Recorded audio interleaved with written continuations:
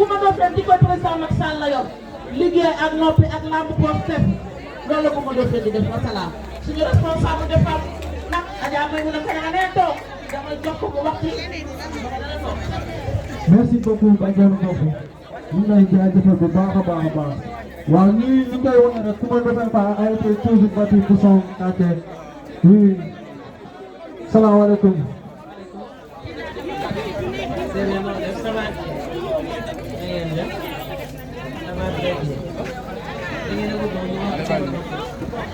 waaw yaa ngi ñu lay wax comme par exemple Coumba Ndoffène Fall initiative bu rafet bu mu ñëw def ko pour koñam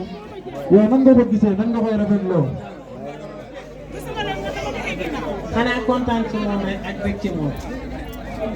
waa Aynou Mady nag war nañoo xam kan mooy Coumba Ndoffène Fall ñoom ñu dëkk Aynou Mady war nañu xam kan mooy Coumba Ndoffène Fall ñun dëkkuñu fi ñu nga dëkk ba Talimane Diar ñii nga jóge Sicap ñii nga jóge quartier Abdou Ndiaye dañu bëgg ngeen xam seen doom ji mooy kan.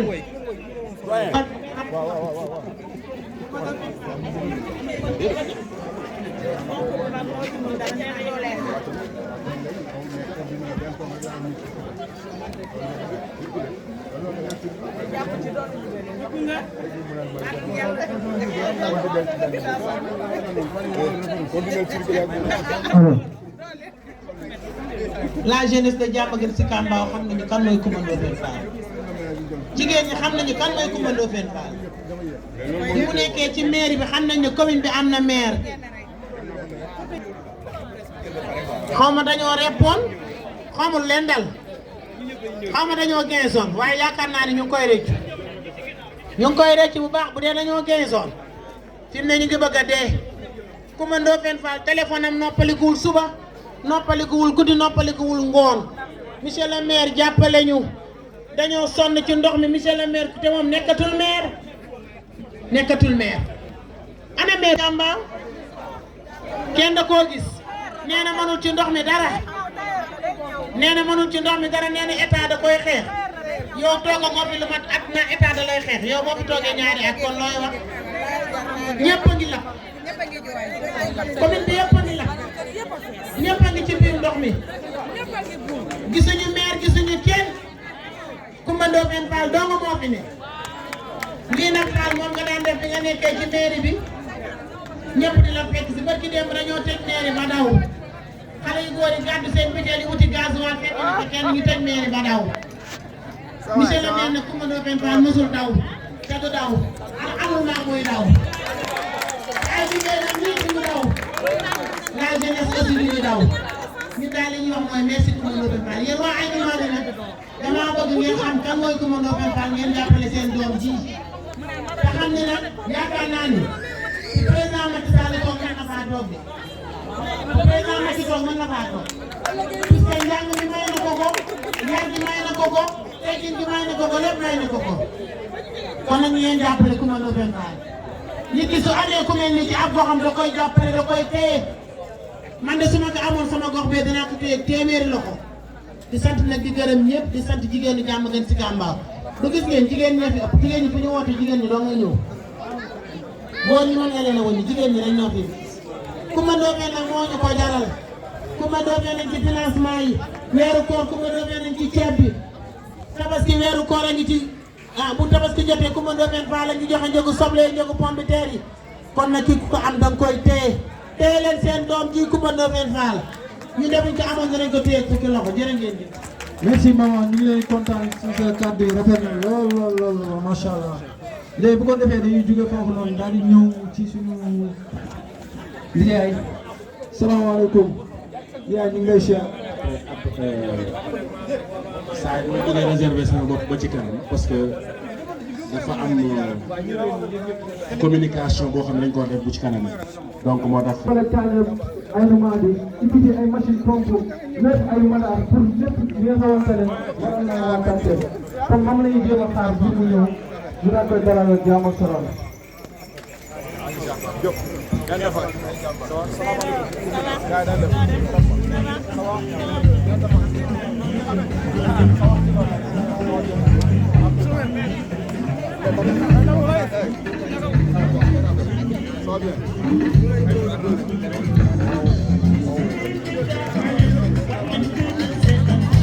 waaw tàcc nañ ko mën defee toog bu baax a baax a baax a baax a baax a baax a baax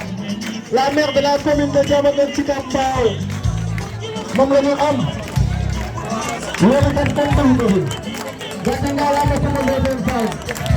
merci suñu maire sama Ndofène Fall ca kaw ca kanam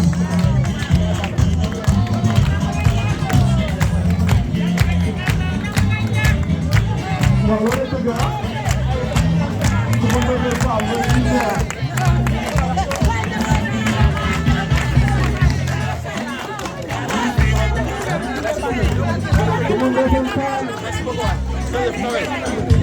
la maire de la commune de Diamaguène Sicap Mbao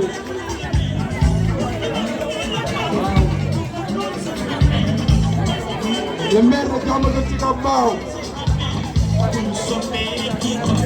Bocar Coumba Ndoffène Fall ñu ngi lay jaajëfal waa Andi mën nañu ma kontaanee si yow Coumba Ndoffène Fall le maire de Diamaguène Sicap Mbao Bocar bi yaay firnde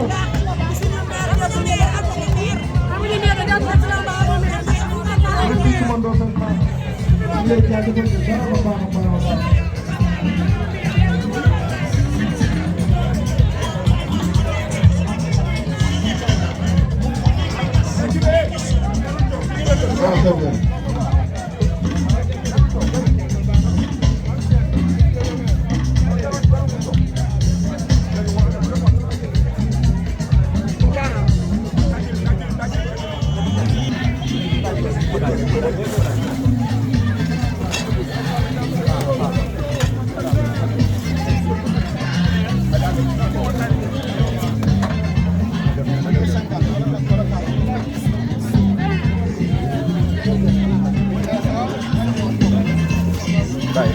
dugal ko si kees bi avec kees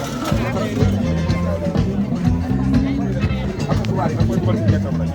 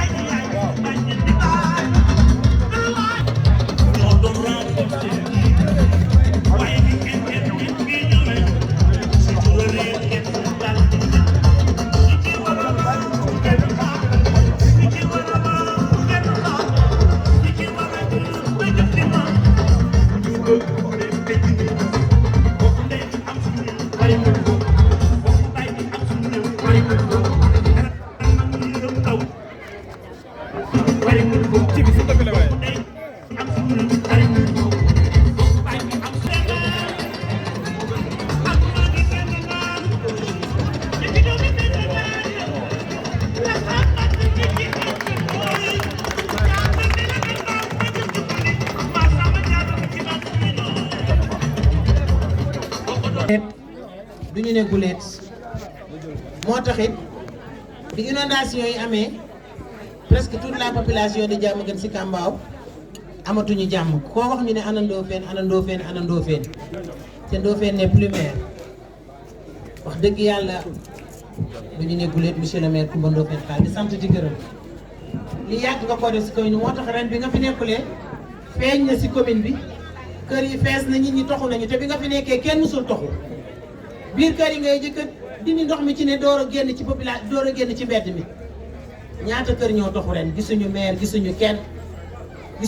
gisuñu kenn wéetal nga ñu liñ naan la population de Diamaguène Sicap Mbao en train de souffrir ñu souffrir bu baax a baax waaye nag tey lii nga def dinañu soulager bu baax a baax ndax dinañ xam ne tey jii Ndofène génn na ci Diamaguène Sicap Mbao Ndofène wane na ni mu daan def wane na delluwaat na ci aw maninam jàppale waat waa Diamaguène Sicap Mbao tey ñëpp kontaan nañu xol yëpp sedd nañu faal di la ñaanal yàlla li nga mën ren yàlla nga mën lu ko ëpp déwén di ñaan yàlla nag yàlla moo xam li nga bëgg ci sa xol yàlla na ko suñu borom waaye ñi tey seen xol yi sedd nañu ñëpp kontaan nañu macha allah la jëf jërë ngeen jëf. asalaamaaleykum wa rahmatullah ginnaaw bi ñu sante yàlla bi ci yonent bi Muhammadu Rasulullah di nuyu ñi fi teew ñëpp ku ci nekk sa tur ak sa sant di jiital chef de quartier bi Mohamed Ñing mais aussi di ci teg le conseil de quartier di nuyu imam yi di nuyu notable yi di nuyu jigéen ñi di nuyu aussi xale yu góor yi di nuyu jeunesse bi di profiter aussi di nuyu les membres de la coalition Benno Bokk Yaakaar di ma àndal di liggéey te tey jii suñu wet Adja Maymouna Kane mu ngi nii sama wet nekk responsable des femmes Alpha Tamba nekk responsable coordonnateur UFD mais aussi le président Balla Ñing nekk coordonnateur LDR mais sans oublier madame Diakhaté aussi di représenter suñu sœur suñu xarit honorable député madame Camara nga xam ne depuis la France woo na ma sànq massawu coono aussi population bi di nuyu aussi vraiment instance jeunesse bi ñoom Aliou Goudiaby ñoom Mohamed Sarr bref vraiment ku lim juum di nuyu les acteurs yi nga xam ne ñoom ñoo nekk ci inondation yi ñoom ñëpp vraiment mënuma jaar ci ñëpp parce que macha allah takku nañ l'équipe mobile est là ñoom Pape Ba ñi fi ñoom Sow ñoom waa Baax Yaay ñoom Ibou Boy mais aussi ñoom Assane Fall vraiment tous les acteurs yi nga xam ne ni ñoom ñooy nekk ci inondation yi di ñu jàppale di ñu soulager boobu léegi leen wax ne vraiment amuñu sax contentement parce que nag lii métti la tiis la parce que gis nañ ne ay fortes pluies am na fi vraiment impacté bu baax a baax askan donc ñu leen ci masawu coono bu baax a baax man bi muy am daf ma fekk ci benn mission mais dama ko arrêté pour ñëw parce que incha allah su ma paree damay delluwaat mission boobu doon liggéey mais dafay jaadu au delà de li ñu fi représenté nekk doomu gox bi nekk doomu Aïnou Mady mais aussi doomu commune Diamaguène Sicap Mbao dafay rafet vraiment su lii amee dal ci askan bi lépp loo xam ne ñu ngi ci woon ñu bàyyi ko ñëw masawu leen ànd ak yéen vraiment métti lu ko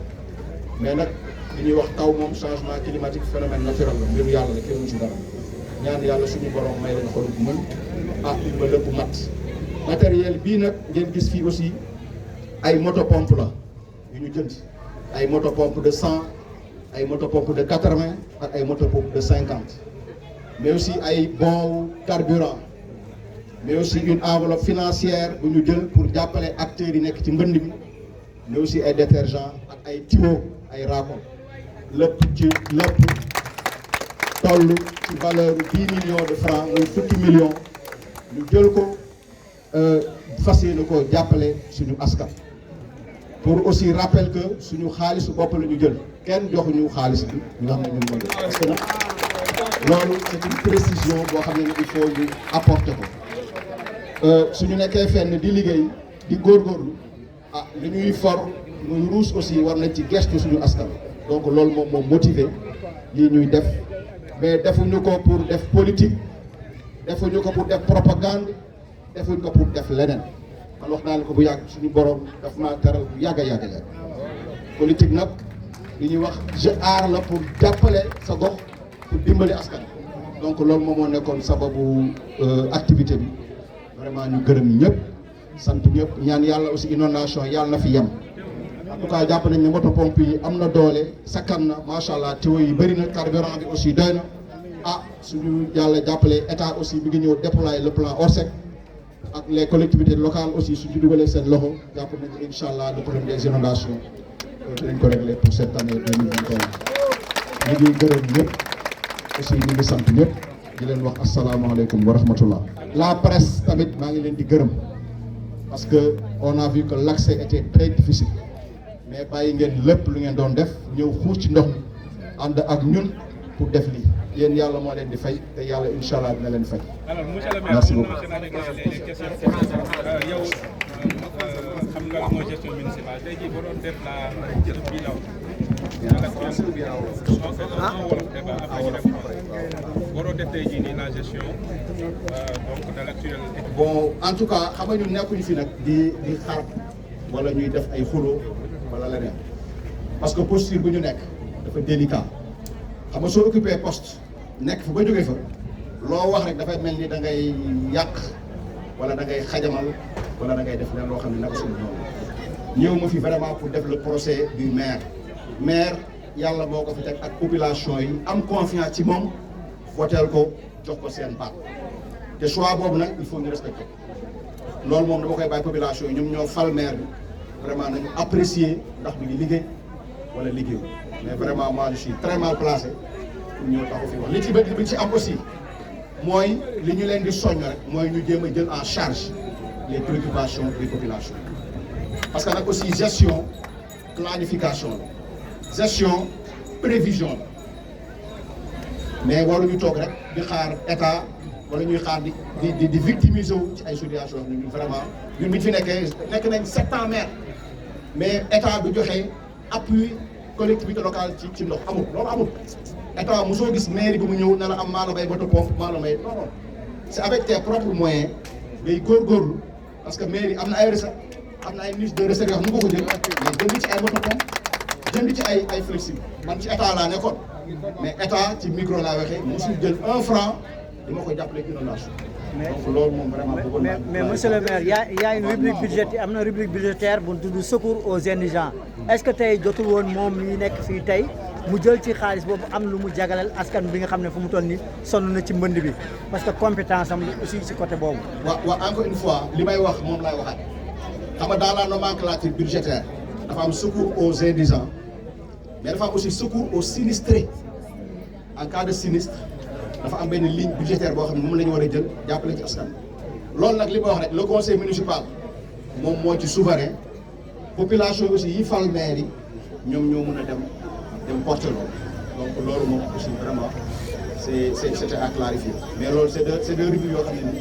ay rubriques la ñu mën utiliser pour prêter assistance sinistré yi ak ñi nga xam ne dañoo sonn nekk ci ay problème. Alors monsieur le maire en français, est-ce que vous revenir sur Voilà, merci. Donc, vous me permettrez d'abord de vous remercier. Donc, l'objectif de cette rencontre, de cette activité, effectivement, est relatif à la distribution, à la remise d'un certain nombre de matériel, notamment composé de motopompes, de tuyaux flexibles, de carburant, de produits détergents, mais aussi d'une importante enveloppe financière qui est destinée aux équipes qui vont se déployer sur l'étendue de la commune pour soulager les populations. D'abord, exprimer un sentiment de compassion, d'abord, et réaffirmer mon soutien indéfectible à cette population qui a été lourdement impactée par ces pluies diluviennes qui se sont abattues la semaine dernière. Des pluies qui ont occasionné véritablement des dégâts majeurs, comme vous l'avez eu à le constater. Sans doute, j'ai fait le tour de la commune. Et ça vous a permis effectivement de constater de visu les conditions dans lesquelles les populations vivent. Vraiment, nous réitérons notre compassion, mais aussi notre profonde désolation par rapport à cette situation. Mais aussi attirer l'attention aussi du public, en ce sens que la pluie, c'est un phénomène naturel. Nous assistons aujourd'hui à un changement climatique qui fait que véritablement il y a des sinistres partout. La semaine dernière, il y a eu des inondations au Pakistan qui ont occasionné des milliers de morts. Rien qu'il y a 3 jours au Soudan, qui fait partie de l'Afrique, 102 morts. Au Sénégal, on a dénombré 3 morts, de paix à leur âme. Je pense que c'est un phénomène qui est mondial, qui est là, lourdement ressenti par tous les pays. Peut-être aussi attirer l'attention aussi de la collectivité locale, des autorités territoriales, sur la nécessité impérieuse d'assister les populations. Parce qu'on a trouvé des populations qui sont désorientées, des populations désemparées,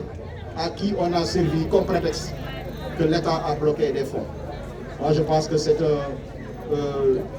débat faux, un débat inopportun,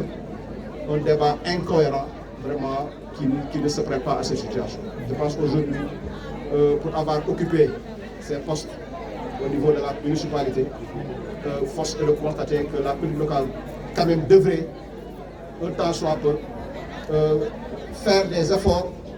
déployer des moyens, fournir des efforts, effectivement, allant dans le sens de soulager les populations à travers, effectivement, des motopompes, à travers des tuyaux, plus à travers du carburant. On ne peut pas passer tout son temps, quand même, à vraiment se victimiser, à jeter l'opprobre, à jeter l'anathème sur l'État. Je pense qu'il est grand temps aussi que les populations soient informées par rapport à cet état de fait, que l'État n'est nullement responsable de cette situation qui sévit dans la commune de Diamaguène-Sicap Mbao. Et vous avez précisé que... à Diamaguène-Sicap Mbao. Il y a toujours eu des inondations à Diamaguène-Sicap Mbao, mais la collectivité territoriale a été toujours là pour prendre à bras le corps ces inondations, à travers la mise à disposition effectivement de matériel, mais aussi la mise en place d'équipes mobiles qui sont en mesure de soulager donc, les populations. Et vous avez dit que c'est permis même dans la nomenclature budgétaire, au lieu qu'on puisse ses responsabilités, parce que dans la nomenclature budgétaire, il y a une assistance due aux sinistrés. Non mais bien sûr, parce qu'aussi on ne peut pas, comme je l'ai dit, se terrer derrière ces subterfuges, je dirais même ces stratagèmes. Parce que dans la nomenclature budgétaire, il y a des rubriques destinées au secours aux indigents, mais mieux, il y a une rubrique destinée au secours aux sinistrés. Donc vraiment, je conseillerais à la collectivité de se rapprocher de la perception municipale pour voir dans quelle mesure les services du Trésor peuvent effectivement débloquer en tout cas un montant conséquent pour qu'ils puissent s'approprier, puissent s'acquitter d'un certain nombre de matériel pour assister, pour prêter assistance à ces personnes-là, vraiment, qui vraiment sont dans un état de dénuement vraiment très avancé. Voilà, et pour le matériel, c'est d'une valeur de combien? Voilà, sa ce matériel, comme je l'ai tantôt dit, est composé de motopompes de dimension 100, de dimension 50 et aussi de dimension 40, qui sont appropriés pour évacuer les eaux aussi bien au niveau des foyers, mais aussi au niveau de certaines rivières. Mais effectivement, des tuyaux qu'on appelle des flexibles, qui demeurent aussi vraiment un instrument stratégique par rapport au pompage des eaux, mais aussi du carburant, aussi bien en super dans le gasoil, des produits détergents, mais aussi une enveloppe financière, donc le tout estimé à 10 millions de nos francs. On a gracieusement mis à la disposition de la collectivité, de la population de Diamaguène-Sicap Mbao, donc qui est peut-être un premier jet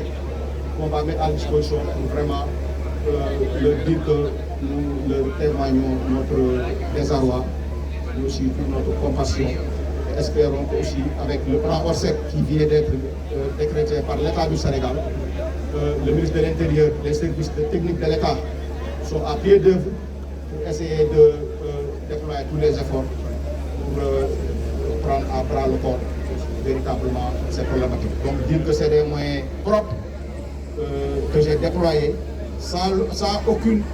aide, sans aucun appui. Parce que là aussi la précision est de taille.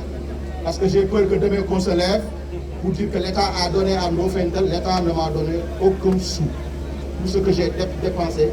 c'est mon argent personnel que j'ai mis à la disposition. C'est bon.